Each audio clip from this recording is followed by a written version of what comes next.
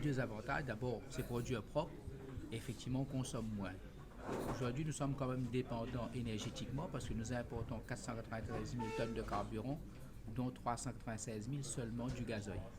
Donc, nous avons décidé de mettre en place une étude, et cette étude est en deux parties. La première partie qu'on a présentée, et la deuxième sur la partie pro, et la deuxième partie, effectivement, son évolution quant à la production.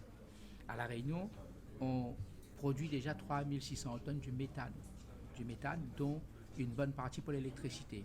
Rien n'empêche aujourd'hui qu'on se sert de cette expérience-là, de cette production du méthane, pour l'amener à l'expérimenter donc sur les voitures professionnelles, donc les bus, les tracteurs ou les voitures, les utilitaires. Il y a 20 000 véhicules en métropole qui roulent déjà avec du méthane, donc du gaz. Il y a 20 millions dans le monde, ça reste peu quand même à la métropole par rapport à l'Italie, 1 million. Mais la Réunion, malheureusement, nous sommes drôlement en retard parce que nous n'avons pas, jusqu'à maintenant, nous ne produisons pas effectivement du méthane pour les véhicules.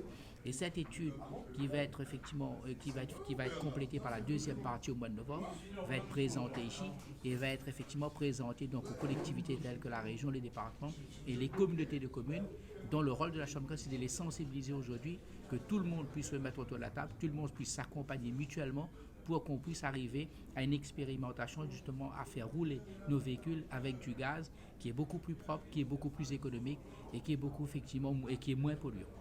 Nous avons 350 000 véhicules.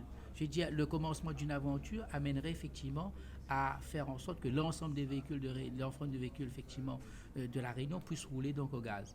Pour la simple et bonne raison, parce que nous savons tous qu'aujourd'hui nous sommes de notre dépendance nous amène à une pénurie demain. En cas de pénurie, la Réunion malheureusement tout est paralysé parce que nous connaissons effectivement que le tout voiture à la Réunion, 350 000 à 400 000 véhicules pour 850 000 habitants, ça veut dire que nous sommes dans le tout auto, dans le tout transport.